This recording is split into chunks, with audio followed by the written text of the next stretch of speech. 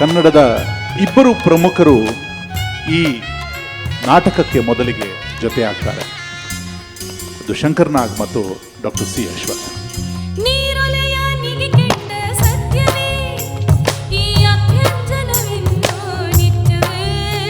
ಕನ್ನಡದ ಅಷ್ಟೂ ಜನ ಕಲಾವಿದರು ಇವರಿಬ್ಬರನ್ನ ಸ್ಮರಿಸಿಕೊಳ್ಳಲೇಬೇಕು. ಕನ್ನಡದ ಕಲಾವಿದರೆ ರೆಕಾರ್ಡಿಂಗ್ನಲ್ಲಿ ಭಾಗವಹಿಸಬೇಕು ಅನ್ನೋದು ಇವರಿಬ್ಬರ ಮಹದಾಸೆ ಆಗಿತ್ತು.